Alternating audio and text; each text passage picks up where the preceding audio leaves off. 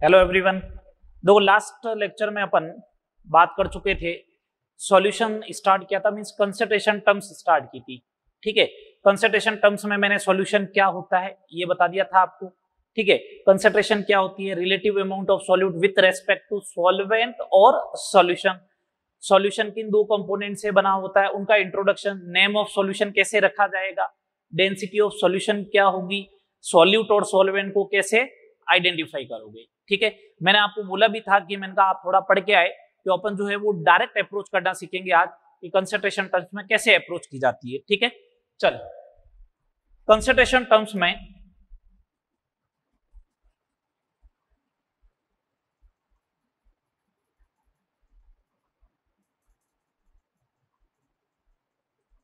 कौन कौन सी concentration terms होगी उनके बारे में बात करेंगे।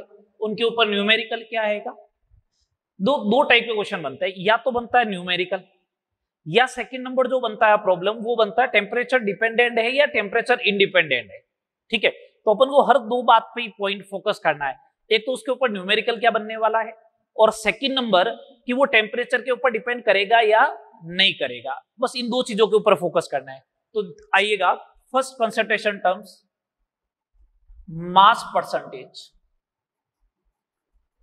मैं एक की डेफिनेशन लिख रहा हूं, मास परसेंटेज। सिंबल जो होता है इसका percentage W by capital W, ये होता है। ठीक है, डेफिनेशन की बात करते हैं। दो बेसिकली परसेंटेज दे दिया है, तो बेसिकली अगर परसेंटेज दे रखा तो परसेंटेज कहां पे डिफाइन होता है, परसेंट। सेंट का मतलब होता है सेंचुरी, मींस 100 पे। कहां पे डिफाइन होगा, 100 पे डिफाइन होगा। ठीक है, सेकंड नंबर मैंने बोला सॉल्यूट का अमाउंट है, तो हर बार अपन ये बोलेंगे मास of solute, moles of solute, इस टाइप से बोलेंगे इन पर सॉल्वेंट या सॉल्यूशन। मैंने आपको बात बोली थी कि सॉल्वेंट तो बस एक ही बार आएगा, बाकी हर बार क्या आएगा, सॉल्यूशन ही आएगा। तो सॉल्यूशन ही डिफाइन करेंगे अपन। तो मास परसेंटेज की डेफिनेशन हो जाएगी mass of the solute, mass of solute in 100 gram solution. ठीक है, तो फॉर्मूला क्या बन जाएगा, percentage W by W is equal to mass of solute upon mass of solution, mass of solution into 100। बस ये फॉर्मूला हो गया। ठीक है बात, ये इसका फॉर्मूला आ गया। ठीक है, न्यूमेरिकल देखेंगे अभी इसके ऊपर भी। हाँ ठीक है बात। Second number volume percentage. Volume percentage क्या हो जाएगा, percentage V upon capital V। ठीक है, तो यहां पे डेफिनेशन ये हो जाएगी, वॉल्यूम आ गया है तो volume of solute in 100 ml of solution. यहां पे बात ध्यान रखिए, अगर आप कोई कह रहा है किलोग्राम में दे रखा है तो बेटा दोनों चीजें सेम होनी चाहिए, या तो दोनों ग्राम में हो या फिर दोनों किलोग्राम में हो, तो यूनिट आपस में क्या हो जाएगी, कैंसिल आउट हो जाएगी। बस इस बात का ध्यान रखना है आपको। तो सिमिलर वे में percentage V upon capital V is equal to volume of solute, अगर सपोज करो ये आप ml में पुट कर रहे हो, divide by volume of solution, तो इसको भी किस में पुट करना है, ml में ही पुट करना है, मल्टीप्लाई बाई 100। ये सेकंड फॉर्मूला हो गया, ये सेकंड नंबर फॉर्मूला हो गया। ठीक है, थर्ड नंबर बात करते हैं, mass volume percentage. Mass volume percentage,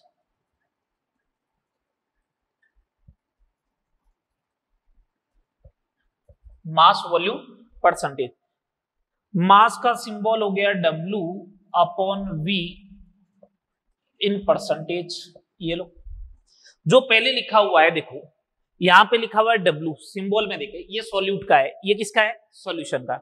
ये सॉल्यूट का, ये सॉल्यूशन का, तो यहाँ पे W लिखा हुआ है, इसका मतलब ये सॉल्यूट का होना चाहिए, और ये V किसका होना चाहिए, सॉल्यूशन का। तो इसका मतलब इसकी डेफिनेशन क्या हो जाएगी, इसकी डेफिनेशन जो होगी वो मास of solute in 100 ml of solution, mass of solute in 100 ml of solution, उसी को अपन क्या बोलेंगे, मास वॉल्यूम परसेंटेज बोलेंगे, मास of solute in 100 ml of solution. अगर अपन को पूछे परसेंटेज W/V का फॉर्मूला क्या होगा, तो मैं सिंपल सा ये बोलूंगा, मास of solute upon volume of solution. अब यहां पे आप थोड़ा सा ध्यान रखें, ये ग्राम में ही होना चाहिए और ये ml में होना चाहिए, क्योंकि यूनिट तो कैंसिल आउट होगी नहीं इस बार, इनटू क्या होना चाहिए 100। ये लो, बात आ गई समझ में, तीनों डेफिनेशन समझ में आ गए, बोलो हाँ या ना। ठीक है, अब समझना बात को, अब समझे बात को। तो एक तो भी इसके ऊपर अपन न्यूमेरिकल्स देखने वाले, साथ में मैं अभी एक बात और बता रहा हूं, वॉल्यूम जो होता है, वॉल्यूम जो होता है वो डिपेंड्स करता है, volume depends on temperature, temperature पे क्या करता है, डिपेंड करता है। अगर आप टेम्परेचर बढ़ाते हो तो जनरली वॉल्यूम बढ़ेगा, जनरली वॉल्यूम बढ़ेगा। बेटा ये रॉकेट नहीं है ना, इंक्रीजिंग है, तो टेम्परेचर बढ़ाओगे तो वॉल्यूम क्या होगा, बढ़ेगा। तो इसका मतलब ये होगा कि जब वॉल्यूम की टर्म्स आएगी, जब वॉल्यूम की टर्म्स आएगी, तो इसका मतलब वॉल्यूम की टर्म्स आएगी तो वो टेम्परेचर के ऊपर डिपेंड करेगी, इसका मतलब वो कंसंट्रेशन टर्म्स भी किसके ऊपर डिपेंड करना चाहिए, टेम्परेचर के ऊपर। आ रही बात समझ में। तो अब सुनिए बात को, अगर मैंने ऐसा बोला मास है, ये भी मास है, इसका मतलब टेम्परेचर के ऊपर डिपेंड नहीं करेगा।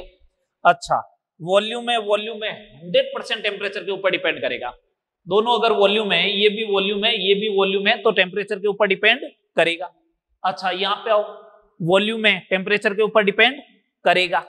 बात क्लियर हो गई। तो 3 क्वांटिटी बताई मैंने, 3 कंसंट्रेशन टर्म्स बताई, उसमें से अगर मेरे को ये पूछा जाए कि टेम्परेचर डिपेंडेंट और टेम्परेचर इंडिपेंडेंट की बात करूं, तो परसेंटेज W/W टेम्परेचर इंडिपेंडेंट, ठीक है, परसेंटेज V/V टेम्परेचर डिपेंडेंट, बात आ रही है समझ में। और थर्ड परसेंटेज W/V, ये भी कैसा है, टेम्परेचर डिपेंडेंट। तो एक तो चीज अपन ने समझ ली कि टेम्परेचर डिपेंडेंट या इंडिपेंडेंट कैसे होगा, ये तो बात समझ में आ गई अपन को। अब देखने इनके ऊपर न्यूमेरिकल्स, चलो देखें न्यूमेरिकल्स देखते हैं। सिंपल सिंपल सी प्रॉब्लम आएगी।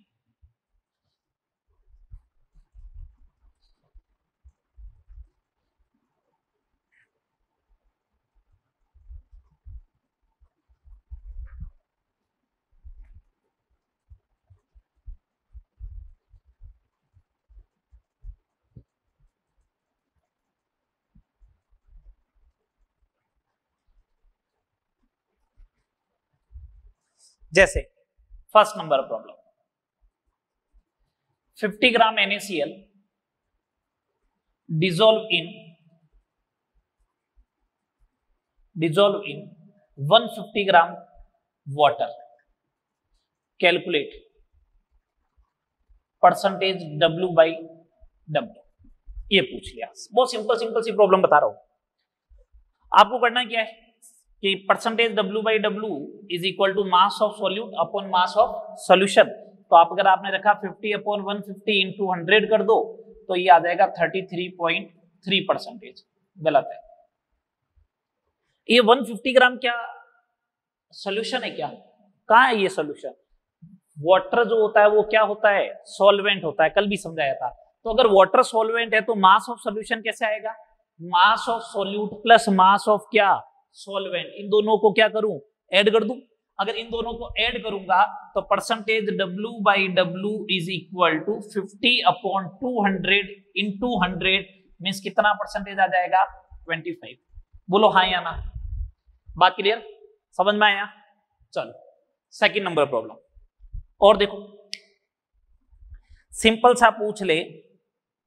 अब बेटा देखो सुनना बात को, अगर मैं डायरेक्ट आपको क्वेश्चन की वैरायटी, देखो अपने पास टाइम लिमिटेशन, एक बाउंडेशन है ना, कि इतने टाइम में अपन को लेक्चर भी कंप्लीट करना होता है। तो मैं आपको सेकंड नंबर प्रॉब्लम बता रहा हूं कैसे बनेगी। अब मैं सीधा आपको ये करता 50 ग्राम NaCl देता 200 ग्राम सॉल्यूशन दे देता, तो 50/200 कर लेते डायरेक्टली, तो दूसरा क्वेश्चन ये बन गया। ठीक है, वॉल्यूम वाले में वॉल्यूम ऑफ सॉल्यूट दे रखा होगा, वॉल्यूम ऑफ द सॉल्यूशन दे रखा होगा, सीधा अप्लाई कर देना, आंसर आ जाएगा, है ना। अपन अब सीधा क्वेश्चन करते हैं W/V के ऊपर। ठीक है, चलिएगा इधर देखो, जैसे सपोज करो प्रॉब्लम दे रखी है अपन को 200 ग्राम solute dissolve in 600 gram of water. If the density of solution is 2 gram per ml, calculate percentage W/V। ये आपसे पूछा गया, तो कोई दिक्कत नहीं, ये पूछा गया तो अपन को तो ये मालूम है परसेंटेज W/V जो होगा वो ये होना चाहिए मास ऑफ सॉल्यूट, ठीक है, अपॉन वॉल्यूम ऑफ सॉल्यूशन, ठीक है जी, मल्टीप्लाई बाई 100 होना ये चाहिए। मास ऑफ सॉल्यूट दे रखा है क्या? हाँ दे रखा है 200 का। वॉल्यूम दे रखा है क्या? नहीं दे रखा है। सबसे पहले कंसंट्रेशन टर्म्स को अगर आपको इजी बनाना है तो उसका एक ही तरीका है, सबसे पहले जो फाइंड करना है ना उसका फॉर्मूला लिखो। जैसे ही आप फॉर्मूला लिखोगे ना तो फॉर्मूला लिखने के बाद आपको मालूम हो जाएगा कौन सी चीज नॉन है और कौन सी चीज आपको कैलकुलेट करनी है अदर इंफॉर्मेशन से, तो उस चीज को कैलकुलेट करने की ट्राई करो। ठीक है, वॉल्यूम नहीं दे रखा है तो डेंसिटी दी है ना, हाँ डेंसिटी दी है। मैंने कल भी बोला था डेंसिटी को फॉर्मूले विथ यूनिट यूज करें 2 ग्राम पर ml। डेंसिटी किसकी है? सोल्यूशन की। तो मास भी किसका आएगा? सोल्यूशन का। मास ऑफ सोल्यूशन कितना हो जाएगा? सॉल्यूट प्लस सॉल्वेंट, 200 प्लस 600 कितना हो गया? 800 ग्राम। ये लो मैंने 800 ग्राम लिख दिया। अपॉन वॉल्यूम किसका आएगा? सोल्यूशन का। तो ये देखो मैंने लिख दिया वॉल्यूम ऑफ सोल्यूशन, ये देखो ये लिख दिया। ठीक है, अब सुनना, ग्राम से ग्राम देखो कैंसिल आउट हो गया, तो वॉल्यूम क्या आएगा? देखो वॉल्यूम ऑफ सोल्यूशन जो आएगा वो ये आएगा 800 डिवाइड बाई 2, और ये ml उधर चला जाएगा तो ये ml आ गया और इक्वल टू हो गया 400 ml। सही बात। चले आगे, वॉल्यूम ऑफ द सॉल्यूशन आ गया तो बस काम हो गया आपका। Percentage W/V is equal to 200 upon 400 multiply by 100, ये कितना आ जाएगा? 50% आ जाएगा। बोलो हाँ या ना? समझ में आया? व्यवस्थित मामला अभी तक तो कोई दिक्कत नहीं। चल अगला प्रॉब्लम देखो, समझ में आ गया ना? ये आपको फॉर्मूला लिखना है सबसे पहले और फॉर्मूले के बाद में टास्क देखना है कि हाँ आपको क्या कैलकुलेट करना था। चलिए आगे, थर्ड नंबर क्वेश्चन देखिए। अगर आपको इस टाइप का क्वेश्चन दे रखा हो, अगर आपको ऐसा दे दे जैसे मान लो कि परसेंटेज W/W दे रखा है, ठीक है 20, डेंसिटी ऑफ सॉल्यूशन दे रखी है कितना? डेंसिटी ऑफ सॉल्यूशन दे रखी है आपको 2 ग्राम पर ml। आपको बोला है कैलकुलेट परसेंटेज W/V, ये कैलकुलेट करना है, ये आपसे पूछा गया। ठीक है, तो मैंने कहा देखो एक फॉर्मूला डिराइव करके बता रहा हूं, जल्दी जल्दी समझना। परसेंटेज W/W कितना होता है? इधर साइड में लिख रहा हूं, ये होता है मास of solute upon mass of solution, बोलो मल्टीप्लाई बाई 100। परसेंटेज W/V कितना होता है? मास of solute upon volume of solution into 100। तो percentage W/W upon percentage W/V करोगे तो वॉल्यूम ऊपर चला जाएगा, अपॉन मास ऑफ सॉल्यूशन इधर रह जाएगा। ठीक है, तो mass of solution upon volume, तो ये क्या हो जाएगा? Percentage W/W upon percentage W/V is equal to 1 by density. बोलो, तो परसेंटेज W/V जो होगा is equal to percentage W/W into क्या करना है? डेंसिटी करना है। बस ये फॉर्मूला डिराइव हो गया। इस फॉर्मूले को याद रख ले। अब आप डिराइव नहीं करना है, वहां पे मैंने डिराइव करके बता दिया आपको। ठीक है, तो सिंपल सा ये कितना दे रखा है? 20 इंटू 2 कितना आ जाएगा? 40%। बोलो हाँ या ना? हो गए 3। चले आगे, चलो 3 कंसंट्रेशन टर्म्स हो गई, इसके ऊपर 3 न्यूमेरिकल मैंने बता दिए। एक फॉर्मूला अभी तक याद रखने के लिए बोला, ये तो बाकी सब सिंपल थे। इंटर कन्वर्जन के कुछ फॉर्मूले आपको याद रखने हैं, उसमें से पहला फॉर्मूला ये आ गया, percentage W by V is equal to percentage W by W into density.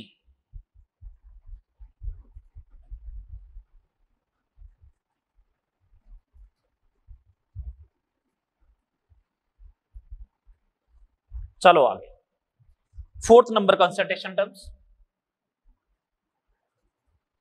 Ppm, full form देखिए इसकी, पार्ट पर मिलियन। मिलियन का मतलब ये होता है 10 raise to the power 6, 10 raise to the power 6, 10 lakh कितना होता है 10 लाख। ये पार्ट पर मिलियन है। अभी अपन बोल रहे थे परसेंट, तो परसेंट बोला मीन सेंचुरी था, तो अपन क्या बोल रहे थे 100 ग्राम पे या 100 ml पे या 100 ग्राम पे बोल रहे थे। इस बार बोला पर मिलियन, इसका मतलब डिफाइन कहां पे होगा 10 रेज़ टू दी पावर 6 पे। कहां पे डिफाइन होगा 10 रेज़ टू दी पावर 6 पे। तो मैं सीधा फॉर्मूला लिख रहा हूं, PPM is equal to mass of solute upon mass of solution into 10 raise to the power 6। जब परसेंट होता था पर 100 पे डिफाइन होता तो आप 100 का मल्टीप्लाई करते थे। इस बार पर मिलियन पे हुआ तो 10 की पावर 6 का होगा, बिलियन होगा तो 10 की पावर 9 होगा। सिलेबस में नहीं है, कहीं पे क्वेश्चन होगा ना अगर बाई चांस, तो ध्यान रखें बिलियन वर्ड कभी भी लिखा हुआ है तो 10 की पावर 9 होता है, तो 10 की पावर 9 पे डिफाइन कर देना उसको। समझ में आ रही है बात? चलो ये हो गया पीपीएम। देखो एक रिलेशन भी बता रहा हूं, पीपीएम इज इक्वल टू, इसको ऐसा लिख दूं क्या, मास of solute upon mass of solution into 100 into 10 की पावर 4। अरे बेटा 10 की पावर 6 को 10 की पावर 2 इंटू 10 की पावर 4 लिख दिया, ये लिखा तो ये देखो क्या बन गया, ये बन गया मास परसेंटेज। तो PPM is equal to W by W in percentage multiply by 10 raise to the power 4। अगर कभी डब्ल्यू बाई डब्ल्यू दे रखा है, पीपीएम पूछ ले तो 10 की पावर 4 का मल्टीप्लाई कर देना, पीपीएम दे रखा है डब्ल्यू बाई डब्ल्यू पूछ ले तो 10 की पावर 4 को डिवाइड कर देना। बात समझ में आ गई? चलो आगे, ठीक है। हाँ एक बात ध्यान रखे, ये पीपीएम क्या मास का रेशियो होता है क्या? नहीं, जिस टाइप से परसेंटेज होता है ना उसी टाइप से ये वॉल्यूम भी हो सकता है पीपीएम, उसी टाइप से ये मास वॉल्यूम भी हो सकता है। तीनों टाइप का पीपीएम डिफाइन होगा, तीनों टाइप का पीपीएम डिफाइन होगा। जनरली पीपीएम यूनिट यूज कहां पे ली जाती है, जो एयर पोल्यूशन होता है, जो एयर पोल्यूशन होता है उसको मेजर किस में किया जाता है, पीपीएम में मेजर किया जाता है। जो अपन गाड़ी की पीयूसी बनाते हैं ना उसमें ऐसा लिखा हुआ आता है पीपीएम, है ना, कंसंट्रेशन लिखी हुई आती है पीपीएम में। या पोल्यूशन जब भी मेजर किया जाता है वो किस में लिखा हुआ आता है, पीपीएम में लिखा हुआ आता है। बहुत सिंपल से क्वेश्चन बनेगा, इसके ऊपर कोई ज्यादा दिक्कत नहीं है, ठीक है। जैसे क्वेश्चन 1 देख लो, question number 4, 0.2 gram fluoride ion F minus ion present in 500 gram toothpaste, calculate concentration of F minus ion in ppm. ये आपसे क्वेश्चन पूछा गया, तो बोल दिया ना कि पीपीएम में कैलकुलेट करो, तो पीपीएम में कैलकुलेट करने का बोला है तो इसका सॉल्यूशन लिखा मैंने कि अच्छा पीपीएम कैलकुलेट करना है तो 0.2 gram fluoride ion means solute हो गया, 500 ग्राम क्या हो गया टूथपेस्ट हो गया, multiply by 10 raise to the power 6 हो जाएगा। सही है बात? तो एक पॉइंट और 2 जीरो हटाने के बाद ये बचेगा 400 पीपीएम।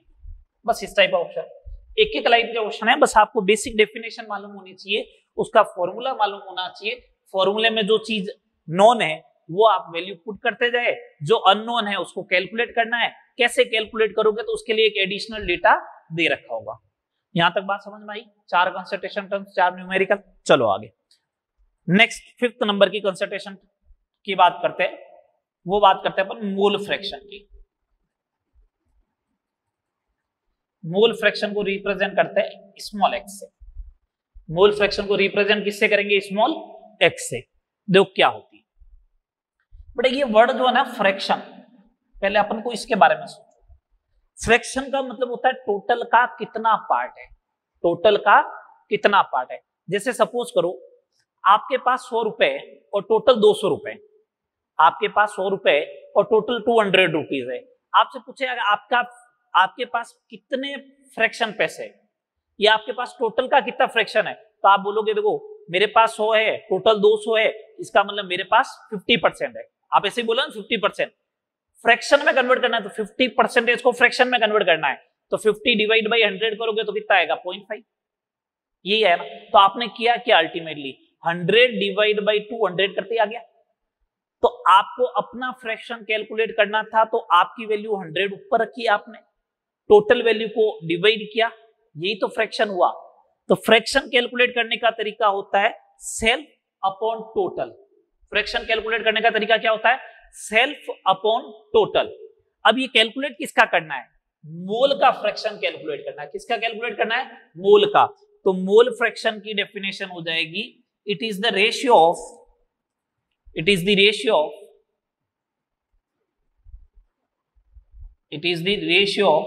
सेल्फ मोल टू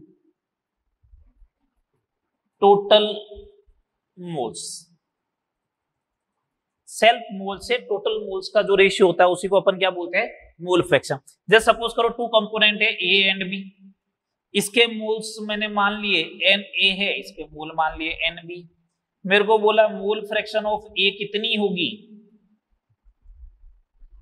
तो मैंने कहा एक्स ए बोलोगे उसको, moles of A upon total moles, ठीक है साहब, ये आएगा। तो मोल्स ऑफ ए कितने हैं, N A upon total mole कितने हैं, N A plus N B, ये लो आ गया। अगर मेरे से कोई पूछे एक्स बी क्या होगा, तो मैं बोलूंगा बी के mole N B upon total mole N A plus N B, ये लो, ये आ गए। कोई मेरे को पूछे X A plus x B क्या होगा, तो मैं बोलूंगा दोनों को ऐड कर लो, और दोनों को ऐड करने पर क्या आ रहा है, 1 आ रहा है। तो X A plus x B is equal to क्या आ गया, 1। मोल फ्रैक्शन का सम क्या आएगा, 1 आएगा। ठीक है बात, चल ये मोल फ्रैक्शन से रिलेटेड बात होगी। अब इससे रिलेटेड अपन क्वेश्चन देखते हैं, बहुत सिंपल सिंपल से क्वेश्चन बनेंगे। Question number 5, mole fraction of urea in aqueous solution is 0.2, then mole fraction of water। दो ही तो कंपोनेंट है, एक यूरिया है एक एक्वा सॉल्यूशन है। एक्वा सॉल्यूशन का मतलब वाटर हो गया, तो उस कंडीशन में क्या होगा, x A plus x B is equal to 1। X A 0.2 है तो 1 माइनस 0.2 इज इक्वल टू 0.8, ये वाटर क्या है। ठीक है, बात क्लियर। आगे देखो क्वेश्चन कैसे बनेंगे, सिंपल सिंपल से क्वेश्चन बता रहा हूं बिल्कुल, और इसी टाइप के आते हैं। बिल्कुल जीरो से उठाऊंगा आपको और लास्ट मोमेंट तक के हाँ क्या क्या क्वेश्चन बन सकते हैं कंसंट्रेशन टर्म्स पे सारे बात करेंगे।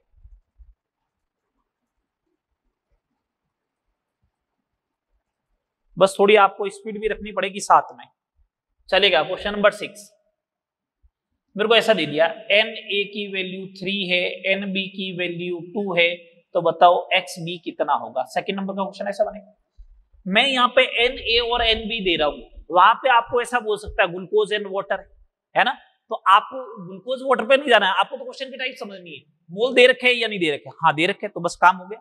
एन ए और एन बी दे रखे, तो X B is equal to हो जाएगा N B upon N A plus N B, ये हो जाएगा 2/3 प्लस 2, कितना आ जाएगा 0.4। ठीक है बात, चलो आगे नेक्स्ट प्रॉब्लम। अब अगर मेरे को ये नहीं दे तो समझो बात को, अगर ऐसा लिख दिया जाए, ऐसा लिख दे, जैसे मान लो ग्लूकोज दे दिया 360 ग्राम, ठीक है, वाटर दे दिया, वाटर कितना दे दिया 180 ग्राम, 360 gram glucose is dissolve in water. Glucose solid state में होता है, ध्यान रखना, ग्लूकोज कौन सी स्टेट में होता है, सॉलिड स्टेट में। तो जब सॉलिड स्टेट वाला लिक्विड में जाएगा तो आइडेंटिटी कौन लूज करेगा, ग्लूकोज करेगा, इसका मतलब सॉल्यूट कौन हुआ, ग्लूकोज हुआ। बस इस बात को ध्यान रखना है, ठीक है। अब अगर मेरे को पूछे एक्स ऑफ द वाटर कितना होगा, एक्स ऑफ द वाटर कितना होगा, तो मैं सिंपल सा बोलूंगा X of the water is equal to mole of the water upon total mole means glucose का जी। हाँ ग्लूकोज का मोलिकुलर वेट बोलो 180, ये लो 2 मोल आ गए। इसका बोलो देखिए मोल 10 मोल आ गए।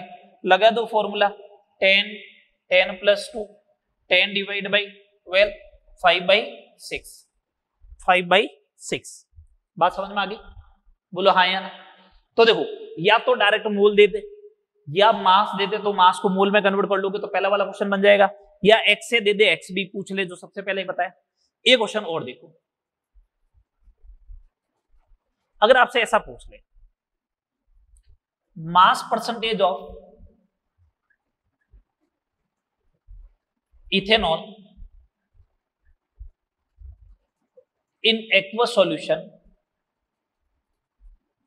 is 46, calculate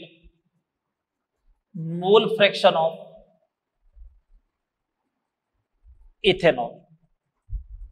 इस टाइप के क्वेश्चन को ढंग से समझ ले। अब आप इस टाइप के क्वेश्चन को ढंग से समझे। इस क्वेश्चन में देखिए आपको mass percentage of ethanol in aqueous solution 46, mass percentage is a concentration terms, ये एक कंसंट्रेशन टर्म्स है। आ रही बात समझ में?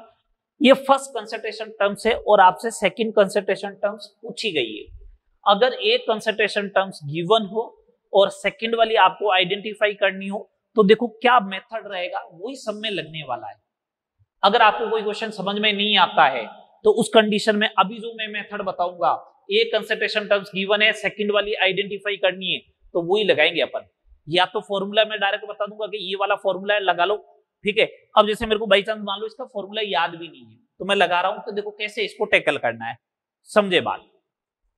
मेरे को जो कंसंट्रेशन टर्म्स दे रखे ना, एक तो वो रखो और एक साइड में जो कैलकुलेट करनी है वो रखो।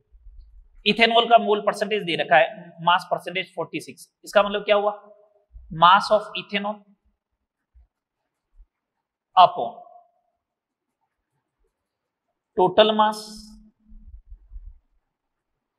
इनटू 100, यही बात है। एक साइड में मैंने क्या कर रखा है, इधर मैंने लगा रखा है, अच्छा मोल फ्रैक्शन कैलकुलेट करनी है तो x of the ethanol is equal to moles of the ethanol upon total moles. Total moles में कौन आएगा, इथेनॉल भी आएगा प्लस कौन आएगा, वाटर भी आएगा, ये लो आ गया। ठीक है बात। अब सुने बात को, ना मेरे पास मोल कैलकुलेट करना है ना तो इथेनॉल का मास आना चाहिए और वाटर का मास आना चाहिए। ना तो इथेनॉल का मास मालूम है ना वाटर का मास मालूम है, कुछ भी आइडेंटिफाई नहीं है। ऐसी कंडीशन में क्या करें, इसको कंसीडर कर लो आप, इसको कंसीडर कर लो कि सर कंसीडर करना है क्या, क्या हाँ, तो कंसीडर तो हम अपनी मर्जी से कुछ भी कर सकते हैं, बिल्कुल कुछ भी कर सकते हो। तो अगर सर मैंने अगर 100 किया किसी ने 1000 कर लिया तो क्या आंसर चेंज आएगा क्या, ना चेंज आंसर तो नहीं आएगा। इसलिए वो लोग कुछ भी कंसीडर कर लो। तो सर कुछ भी कंसीडर करे तो फिर तो ये तो हर बार डाउट रहेगा ना क्या कंसीडर करना। हाँ तो मैं बता रहा हूं ना कि करना कैसे, जो यहाँ पे मल्टीप्लाई दे रखा है ना वो ये वाला कंसीडर करो। यहाँ पे मल्टीप्लाई क्या दे रखा है 100, तो टोटल मास आप एज्यूम कर लो, लेट टोटल मास 100 ग्राम। सर ऐसा क्यों, मैं जैसे ही 100 ग्राम एज्यूम करूंगा तो 100 से 100 क्या हो गया, कैंसिल, तो मास ऑफ इथेनॉल कितना आ गया बोलो, सीधा आ जाएगा 46, कितना आ जाएगा 46 ग्राम। तो मास ऑफ वाटर कितना हो जाएगा, तो मास ऑफ वाटर हो जाएगा 54 ग्राम। कैसा है 54, 100 माइनस 46, समझ में आई बात। तो मेरे कहने का मतलब है अगर आप 100 ग्राम डिफाइन करते हो तो मास ऑफ इथेनॉल सीधा परसेंटेज के बराबर हो जाएगा।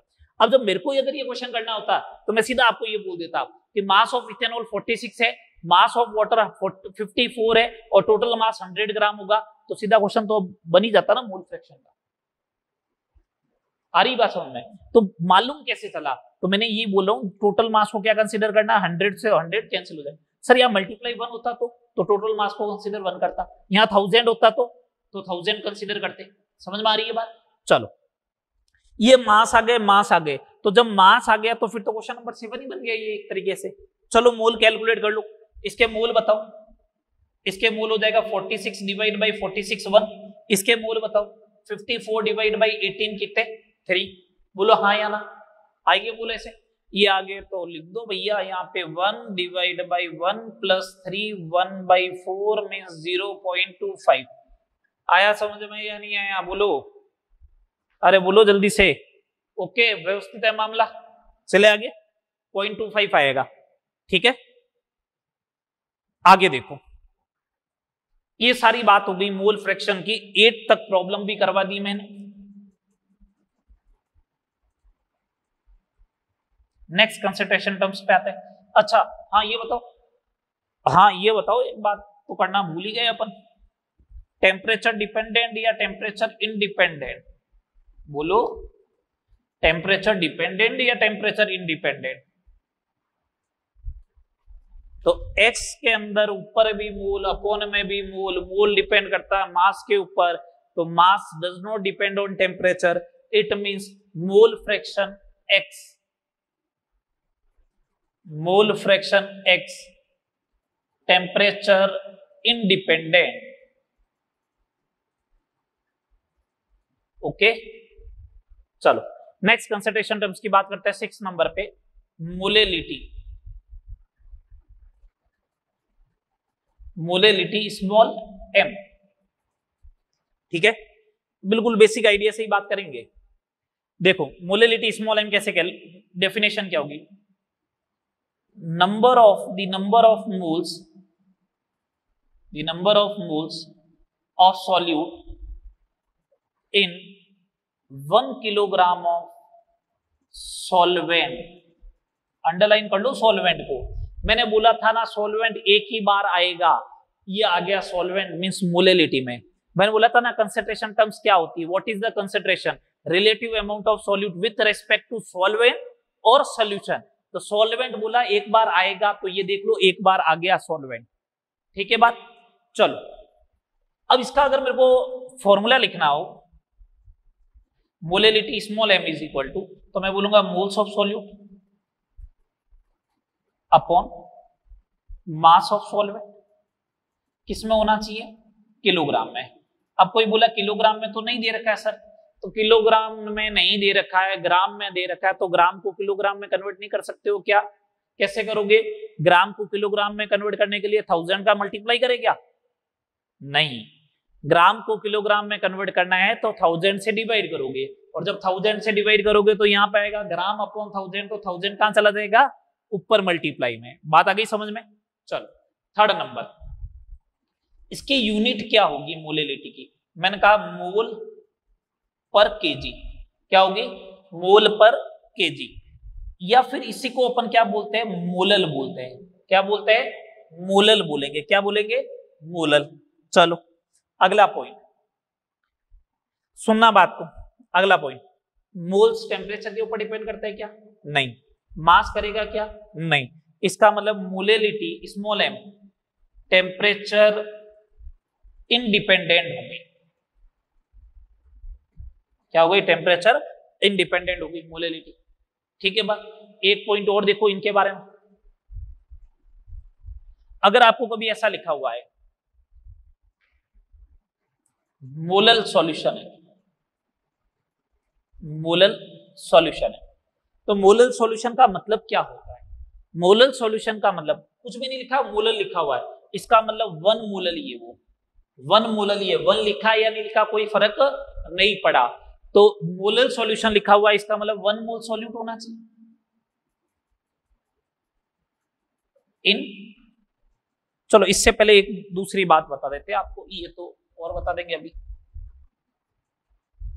अगर मैंने ऐसा बोला कभी 2m सॉल्यूशन है स्मॉल m, तो इसका मतलब क्या निकलता है 2m सॉल्यूशन का? इसका बेसिक मीनिंग ये निकलता है 2 मोल सॉल्यूट प्रेजेंट इन 1 किलोग्राम सॉल्वेंट। अच्छा, तो आपने कहा 2 मोल सॉल्यूट हो गया, ये 1 किलोग्राम सॉल्वेंट हो गया, m बराबर 2 आ गया, सही बात है। तो मैंने कहा कि ये गलत है क्या? 4 मोल सॉल्यूट प्रेजेंट इन 2 किलोग्राम सॉल्वेंट, ये गलत है क्या? नहीं है ये गलत। क्यों नहीं गलत है? लगाओ फॉर्मूला, 4 डिवाइड बाई 2, वापस तो 2 ही आया ना, तो गलत थोड़ी ना है। बात आ गई समझ में? गलत तो नहीं है, ठीक है। तो इस टाइप से कैसे भी डिफाइन कर सकते हो, जो आप एज्यूम करोगे वो आएगा। मैंने अब आपको क्या बोला था? एज्यूम क्या करना? जो यहाँ पे मल्टीप्लाई लिखा हो, यहाँ पे मल्टीप्लाई क्या है? 1। तो अगर मोलेलिटी 2 दे रखी है, अगर मोलेलिटी 2 दे रखी है तो मैं मास ऑफ सॉल्वेंट को 1 एज्यूम करूंगा। तो मास ऑफ सॉल्वेंट जैसे ही 1 किलोग्राम एज्यूम करोगे आप, तो m बराबर 2 है तो मोल्स ऑफ सॉल्यूट कितना हो जाएगा, 2 हो जाएगा। हो गया ना। अब आपने एज्यूम 2 किलोग्राम किया है, तो एज्यूम 2 किलोग्राम किया तो मोल्स ऑफ सॉल्यूट 4 हो जाएंगे, लेकिन मोलेलिटी तो अभी भी कितनी आ रही है, 2 ही तो आ रही है। तो मोलेलिटी चेंज नहीं होती, मैंने ये समझाया था ना आपको, एज्यूम्शन करने से चेंज नहीं होगा कभी भी। ठीक है, बात ये समझ में आ गया। नेक्स्ट पॉइंट, अब अगर मैंने कभी ऐसा बोला मोलल सॉल्यूशन है, मोलल सॉल्यूशन है, तो इसका मतलब क्या होता है? मोलल सॉल्यूशन का मतलब 1 mole solute in 1 kilogram solvent, simple सी बात। ठीक है, अगर आपको ऐसा लिखा हुआ है, ये तो मोलल सॉल्यूशन के बारे में हो गया। कोई अगर आपको ऐसा बोले सेमी मोलल सॉल्यूशन है, ये लो सेमी मोलल सॉल्यूशन बनाना है, अब आपको ऐसा बोल दिया, तो सेमी का मतलब होता है हाफ। सेमीफाइनल में जब टीमें आती है तो 2 ही तो आती है। सेमीफाइनल में टीमें क्या आती है, 2 टीमें आती है ना, 2 सेमीफाइनल होते हैं हमेशा, 2 सेमीफाइनल में से 2 टीमें जीत के आएगी, तो सेमीफाइनल हमेशा 2 होते हैं, इसका मतलब 2 में से है, तो 1/2 half mole solute in 1 kilogram solvent. तो सेमी का मतलब 1/2 है मोलेलिटी। थर्ड, अगर आपको ऐसा बोल दे पेंटीमोलल है, तो इसका मतलब क्या होगा, 1/5 मोल सॉल्यूट इन 1 किलोग्राम सॉल्वेंट। इसका मतलब क्या हो गया, 1/5 है मोलेलिटी। अगर आपको ऐसा बोल दे, अगर आपको ऐसा बोल दे कि डेसीमोलल है, तो डेसीमोलल का मतलब 1/10 मोल सॉल्यूट इन 1 किलोग्राम सॉल्वेंट। ठीक है बात। अगर कोई आपको ऐसा बोल दे सेंटीमोलल है सॉल्यूशन, तो इसका मतलब 1/100 मोल सॉल्यूट इन 1 किलोग्राम सॉल्वेंट। अगर कोई आपको ऐसा बोल दे मिलीमोलल सॉल्यूशन है, तो इसका मतलब 1/1000 मोल सॉल्यूट इन 1 किलोग्राम सॉल्वेंट। आपको सेंटीमोलल बोला गया, तो सेंटीमोलल का मतलब मालूम होना चाहिए, उसकी मोलेलिटी कितनी होगी, 1/100। बस कहने का मतलब ये मालूम होना चाहिए। अब अपन को न्यूमेरिकल वगैरह सब आते हैं, यही मालूम नहीं है कि सेमी मोलल बोलते किसको है, कि 1/2, तो फिर न्यूमेरिकल काम का ही नहीं आता। इसलिए मैंने ये सारे टर्म्स लिखा दिए। ठीक है, यूनिट की बात हो गई, सारी बात हो गई, अब इनके ऊपर न्यूमेरिकल्स देखो, मोलेलिटी के ऊपर न्यूमेरिकल्स देखो।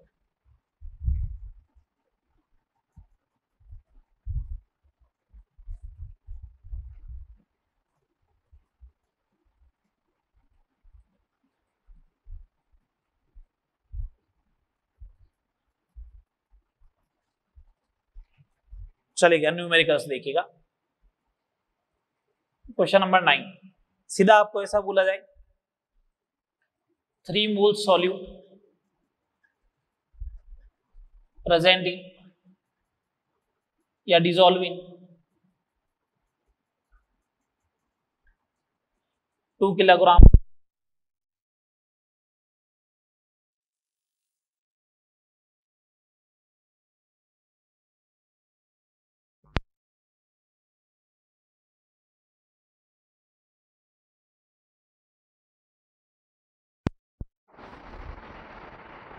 हाँ देखिएगा प्रॉब्लम, देखिए 3 mole solute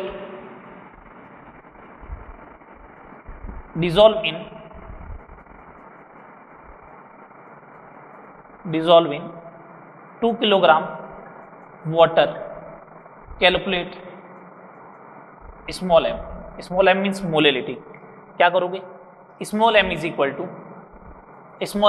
to number of moles of solute divide by mass of solvent in kilogram 1.5 molar.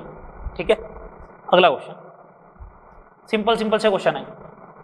अगर आपको ऐसा बोला जाए calculate the mass of glucose dissolve in 750 gram water to obtain semi-molar solution। ठीक है, कैलकुलेट क्या करना है, मास ऑफ द ग्लूकोज। तो अपन ने कहा molality is equal to, molality कितनी होगी, semi molar means 1/2, moles of glucose आना चाहिए था, तो मोल्स की जगह आएगा mass of glucose upon molecular weight. Mole तो कैलकुलेट करना आता ना, मोलिकुलर वेट ऑफ ग्लूकोज ये लो, डिवाइड बाय मास ऑफ क्या, वाटर इन केजी। तो ये 1/2 इज इक्वल टू, ये मेरे को m कैलकुलेट करना है, डिवाइड बाय 180 हो गया। मास ऑफ ग्लूकोज कितना दे रखा, 750 किलोग्राम में कन्वर्ट करना है, तो ये तो small m is equal to कितना आ जाएगा, 1/2 इंटू 180 इंटू 750 डिवाइड बाई 1000, ये आ गया।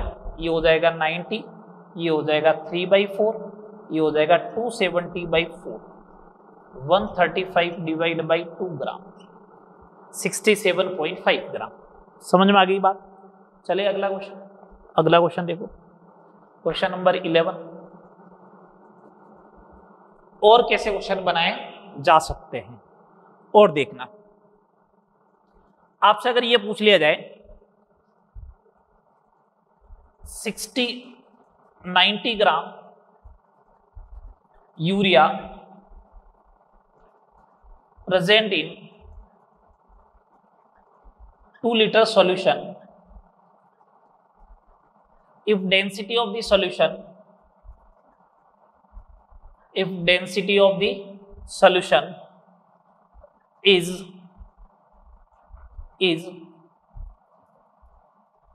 1.045 ग्राम पर ml, कैलकुलेट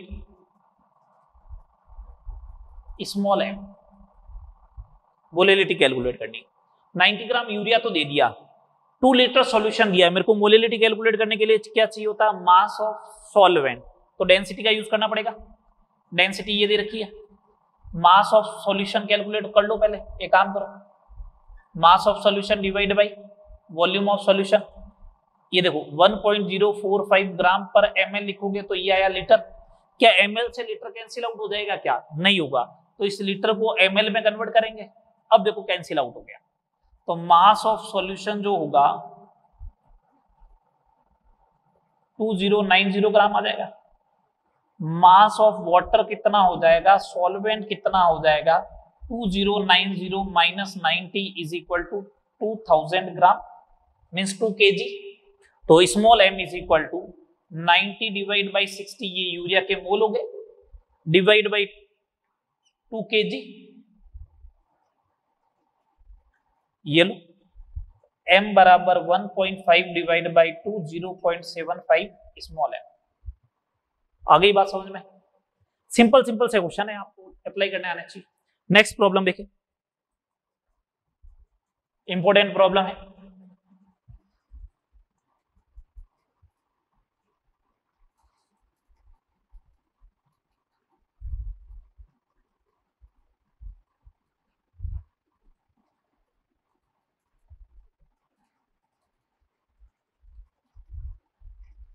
क्या प्रॉब्लम नंबर 12, आपको ये दे रखा है, calculate molality of aqueous glucose solution if mole fraction of glucose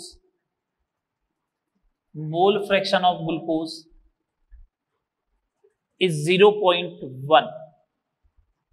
इसका मतलब ये क्वेश्चन तो वही बन गया ना, एक कंसंट्रेशन टर्म्स गिवन है और सेकंड मेरे को क्या करनी है, आइडेंटिफाई करनी है। तो इसको कैसे टैकल करें, या तो उसी मेथड से करें जैसे मैंने पहले बताया था, तो वो तो आप करते रहना, ठीक है। मैं आपको डायरेक्ट फॉर्मूला बता रहा हूं क्योंकि बहुत फेमस क्वेश्चन है, तो मैं डायरेक्ट फॉर्मूला बता रहा हूं। मोल फ्रैक्शन और मोलिलिटी में relation m is equal to 1000 of the x upon 1 minus x into molecular weight of solvent. Molecular weight of solvent तो हो गया, अब x क्या है यहाँ पे, तो मैं ये बोलूंगा x is mole fraction of solute. ध्यान रखना कभी सॉल्वेंट का दे देगा तो गड़बड़ हो जाएगी, इसलिए एक एक वर्ड ध्यान रखना है। अच्छा सर फॉर्मूला ऐसे भी लिख सकता है क्या, ये x mole fraction of solute है तो 1 minus x is mole fraction of solvent भी तो हो सकती है। हाँ हो सकती है, तो फॉर्मूला ही पूछ लिया कभी तो। हाँ तो मैंने कहा ऐसे भी हो सकता है, और m is equal to 1000 x of the solute upon x of the solvent into molecular weight of solvent, ये भी लिखा हुआ आ सकता है। ठीक है, तो small m is equal to 1000 x की वैल्यू कितनी है 0.1 divide by 1 minus 0.1, molecular weight solvent कौन है वाटर, तो ये हो जाएगा 1000 डिवाइड बाई 162। ये लगभग जो है वो 6 पॉइंट समथिंग कुछ बनने वाला है, ये आप सॉल्व कर लेना। 1000 अपॉन 162 6 पॉइंट समथिंग कुछ बनने वाला है। 960 972 हो गया, 280 हो जाएगा, 6.1 ऐसा कुछ बनेगा, 6.1 m बनेगा। ठीक है बात, तो ये सारी बात हो गई कंसंट्रेशन टर्म्स में मोलिलिटी तक की। ठीक है, नेक्स्ट कंसंट्रेशन टर्म्स देखे, कितनी कंसंट्रेशन टर्म्स हो गई 4 5 6 7वीं दिखे मोलरिटी। ये मोलरिटी है, वो मोलिलिटी था MOLARITY है, वो था LITY। इसका सिंबल कैपिटल M, इसका सिंबल क्या होगा कैपिटल M होगा। अब देखो मोलिलिटी को कैसे डिफाइन करना, moles of solute in 1 litre of solution, ये डेफिनेशन हो जाएगी।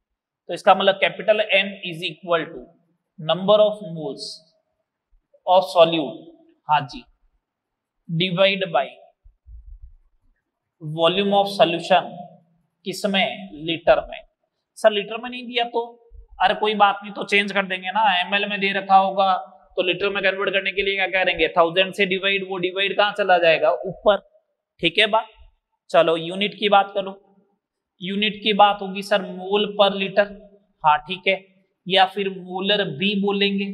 ठीक है, टेम्परेचर डिपेंडेंट होगा या नहीं होगा, तो मैंने कहा देखो समझो टेम्परेचर डिपेंडेंट है या नहीं, वॉल्यूम आ गया ना, तो वॉल्यूम आया तो टेम्परेचर डिपेंडेंट होगा। अगर वॉल्यूम टेम्परेचर बढ़ाओगे तो वॉल्यूम बढ़ेगा तो मोलारिटी कम होगी।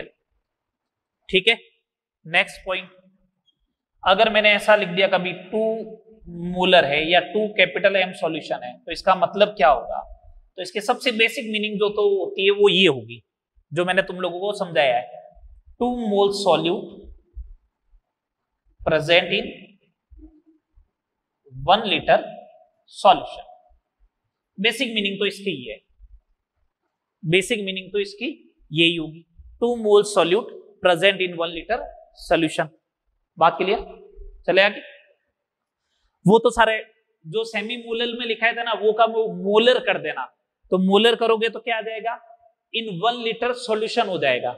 आ रही बात समझ में, वहां पे लिखा था 1 किलोग्राम सॉल्वेंट, उसकी जगह 1 लीटर सॉल्यूशन हो जाएगा, जो पॉइंट लिखा था F नंबर मोलिलिटी में। अब इनके ऊपर न्यूमेरिकल्स देखो, न्यूमेरिकल्स देखो,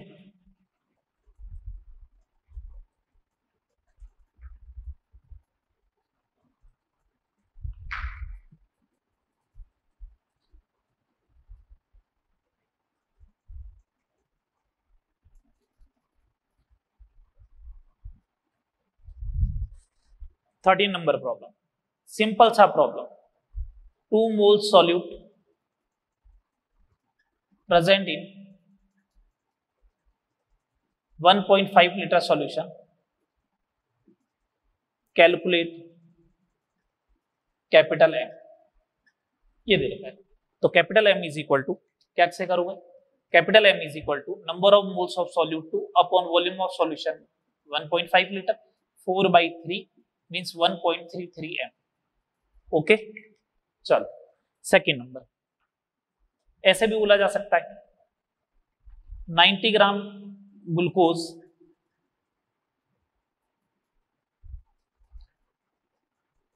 dissolve in 2 liter water. Calculate capital M. Assume that, देखो आगे इसने सेंटेंस दिया है, assume that no change in volume after solute dissolve in solvent, ये बोला है। इसका मतलब क्या है कि वॉल्यूम चेंज नहीं होगा किसका, सॉल्यूशन का, कब, जब मैंने क्या डिसॉल्व किया है, सॉल्यूट। जनरली सॉल्यूट डिसॉल्व करने पर सॉल्यूशन का वॉल्यूम चेंज हो सकता है, तो सॉल्यूट खुद अपना कुछ न कुछ वॉल्यूम ऑक्यूपाई करेगा, बट यहाँ पे साफ क्लियरली लिख दिया गया है assume there no change in volume after solute dissolve in solvent. इसका मतलब 2 लीटर वाटर है तो वही वॉल्यूम ऑफ सॉल्यूशन भी कितना होगा, volume of solution is equal to volume of water, और वो कितना हो गया 2 लीटर। चलो ग्लूकोज के मोल देखो 90 डिवाइड बाई 180 0.5, ये लो कैपिटल एम कैलकुलेट करना है तो capital M is equal to number of moles of solute divide by volume, ये लो 0.25 एम आ गया। बात समझ में आई। अगला क्वेश्चन आपसे ऐसे पूछ लिया जाए, calculate the mass of ethanol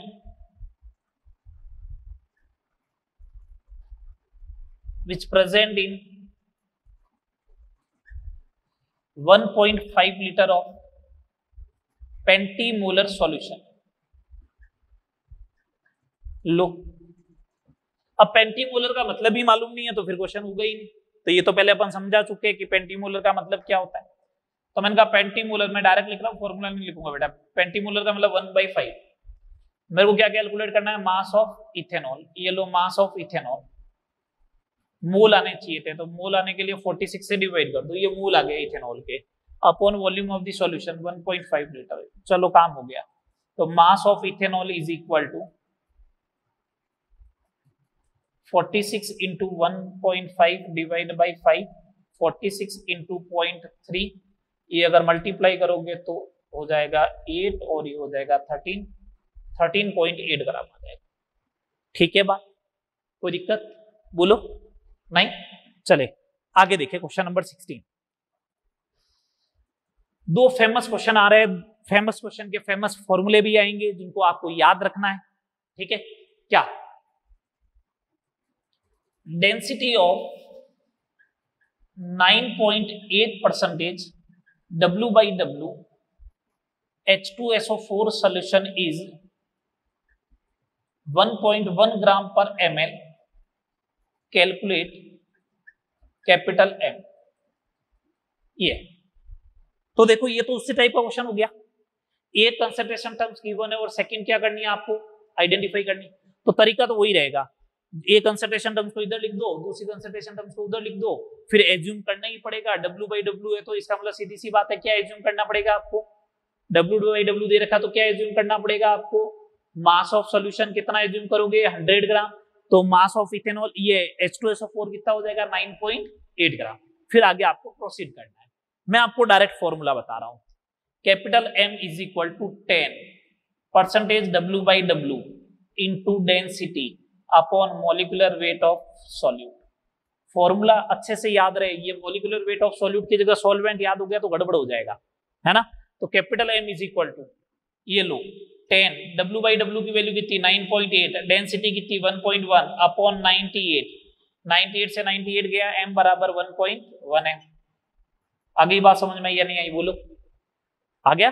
formula याद रखें, इस वाले फॉर्मूले को याद रखना है। ठीक है, चले अब आगे। चलो नेक्स्ट प्रॉब्लम देखो।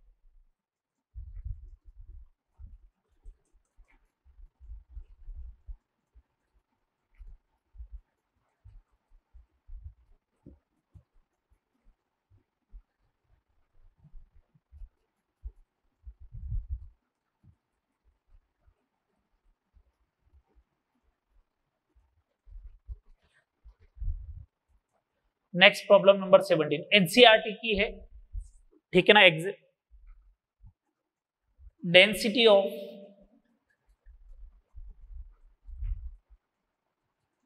(3m) NaCl solution is 1.25 gram per ml. Calculate small m। इसका मतलब कैपिटल M और स्मॉल m में रिलेशन पूछा जा रहा है, तो तरीका तो वही रहेगा। ए कंसंट्रेशन टर्म्स गिवन है, सेकंड आपको आइडेंटिफाई करनी है, लेकिन अब मैं डायरेक्ट फॉर्मूला बता रहा हूं, ध्यान रखिए क्या होगा। Small m is equal to 1000 capital M upon 1000 of the D minus m into molecular weight of solute. बस एक लाइन में काम हो जाएगा अगर ये फॉर्मूला याद हुआ तब तो, नहीं तो फिर वो डिराइव करना पड़ेगा। पूरा मेथड मैंने आपको पहले बता चुका हूं, वो अप्लाई करना है। तो स्मॉल m कैलकुलेट करना है, ये लो कैलकुलेट करना, तो 1000 इंटू m कितना दे रखा है 3, चलो 1000 इंटू डी, डी कितना है 1.25 माइनस m कितना है 3 into molecular weight of solute NaCl 58.5। तो small m is equal to ऊपर तो हो गया 3000, ये 1250 माइनस 175.5, तो ये हो जाएगा 3000 अपॉन 1074.5। इसको अगर सॉल्व करोगे तो 2.79 m आ जाएगा। कितना आ जाएगा 2.79 m आ जाएगा। बात क्लियर? ये आ गया कैपिटल M और स्मॉल m में भी रिलेशन। चलो आगे देखो, आगे देखिए effect of dilution, effect of dilution on molarity, effect of dilution on molarity, यही बात हुई। डाइल्यूशन का मतलब क्या होता है पहले तो ये समझ ले। डाइल्यूशन का मतलब होता है वाटर ऐड करना, डाइल्यूट करना, एडिशन ऑफ वाटर। वाटर क्या है, सॉल्यूट है या सॉल्वेंट है? सॉल्वेंट है। वाटर क्या है, सॉल्वेंट है। जब अगर वाटर सॉल्वेंट है तो इसका मतलब आप सॉल्यूट चेंज कर रहे हो क्या? नहीं। अगर सॉल्यूट चेंज नहीं हुआ, सॉल्यूट नो चेंज है, इसका मतलब इसका मोल भी फिक्स रहेगा। सॉल्यूट के मोल क्या रहेंगे? फिक्स रहेंगे। मोल्स ऑफ सॉल्यूट का फॉर्मूला क्या होता है? मोल्स ऑफ सॉल्यूट का फॉर्मूला होता है मोलारिटी इनटू वॉल्यूम। तो आफ्टर डाइल्यूशन या in dilution process, dilution process moles of solute does not change. तो इसका मतलब ऐसा बोल दूं, moles of solute before dilution is equal to moles of solute after dilution. हाँ या ना? पहले कितने मान लिए मैंने? m1v1 is equal to m2v2। समझ में आई बात? बोलो, पढ़ लोगे? ये फॉर्मूला बन गया डाइल्यूशन का। जब भी बात हो तो m1v1 is equal to m2v2। Simple सा क्वेश्चन। क्या स्टार्टिंग में मोलारिटी दे रखी थी m1 बराबर 2m, वॉल्यूम दे रखा था 2 लीटर, ये दे दिया 2 litre water is added, then final molarity बताओ क्या हो। तो इसका मतलब फाइनल वॉल्यूम कितना हो गया? V2 4, m1 दे रखा है अपन को 2m, V1 दे रखा है 2 लीटर, V2 दे रखा है आपको 4 लीटर, m2 पूछा है फाइनल, तो अपन ने लगा दिया m1v1 is equal to m2v2। तो 2 into 2 is equal to 4 into m2, तो m2 is equal to 4 divide by 4 is equal to 1। ये सिंपल सिंपल से क्वेश्चन है। एक अच्छा क्वेश्चन देखिए डाइल्यूशन के ऊपर।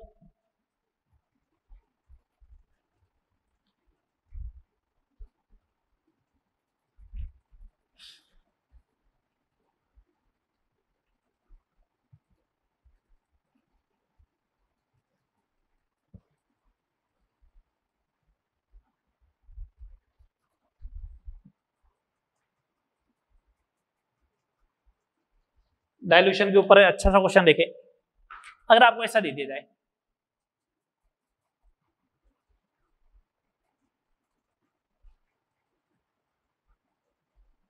How much water added in how much water added in 1 liter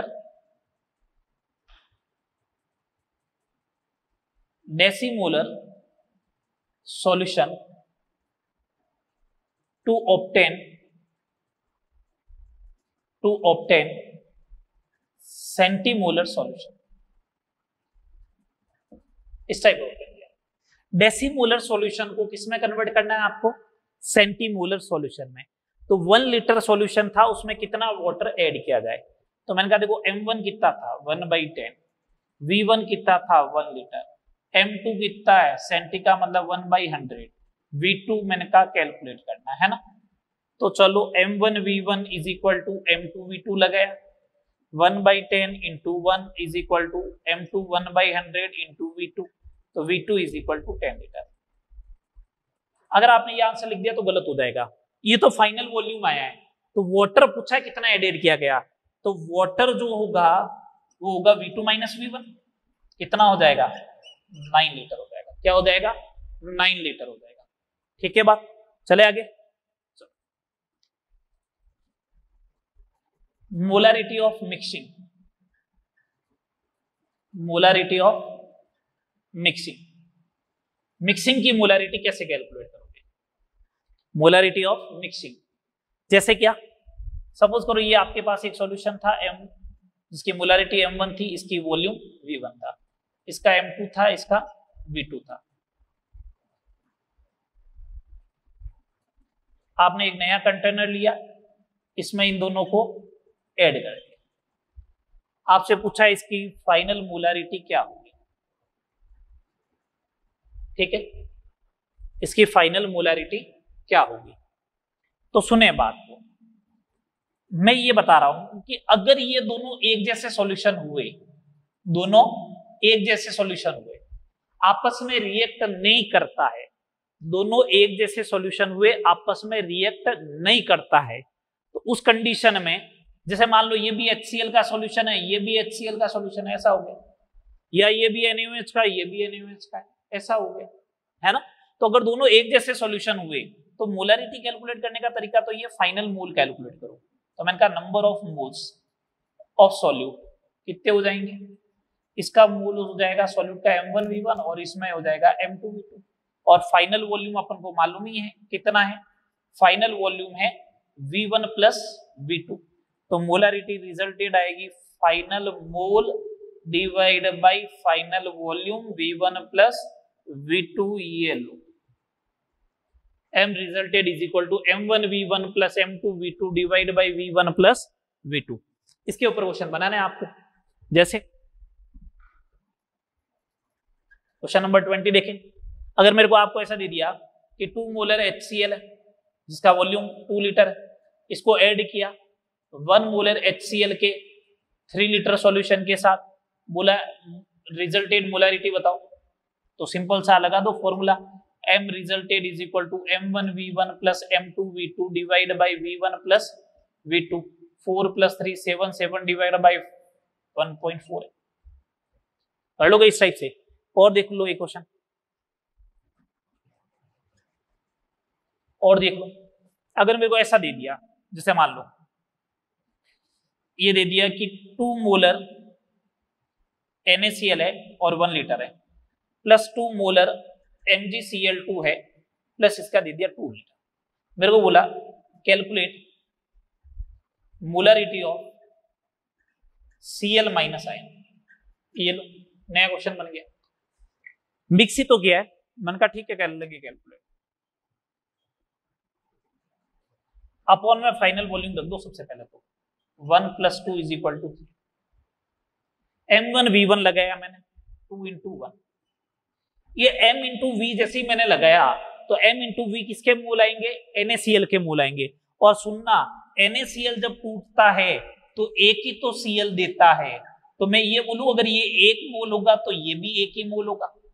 तो देखो ये NaCl के मोल आ रहे हैं, तो जो NaCl के मोल आएंगे वही तो Cl माइनस के मोल आएंगे, प्लस MgCl2 के मोल, ये लो।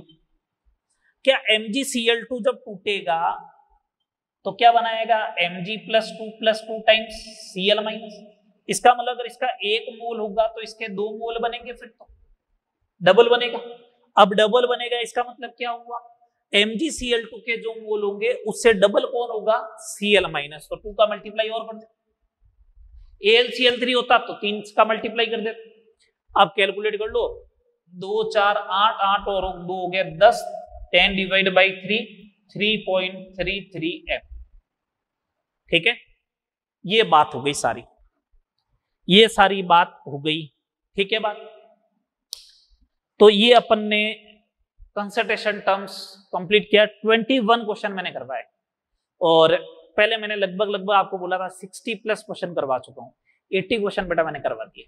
नॉर्मेलिटी अभी नहीं पढ़नी है, रेडॉक्स में पढ़ाएंगे। H2O2 अभी नहीं पढ़ना है, वो भी कहां पर पढ़ाएंगे, रेडॉक्स में। ठीक है, तो उन दोनों टॉपिक को रेडॉक्स में। और क्या बोला था रेडॉक्स में पढ़ाने का, atomic weight, molecular weight, estimation of element and equivalent mass. ये सारे कहां पे पढ़ाऊंगा मैं, रेडॉक्स में पढ़ाऊंगा। मोल पूरा हुआ बेसिकली। ठीक है, कंसंट्रेशन टर्म्स कंप्लीट हो गई, नॉर्मेलिटी नहीं करवाई है। बाकी इन सारे क्वेश्चन को आपको देखना है और इसी टाइप से सारे क्वेश्चन आपको भी करने हैं। 80 क्वेश्चन मैंने करवाए, 80+ क्वेश्चन। तो जब बेटा 80+ क्वेश्चन मैंने करवाए हैं तो इसके सिमिलरिटी क्वेश्चन भी देखोगे तो 160+ क्वेश्चन तो आपको मिल जाएंगे।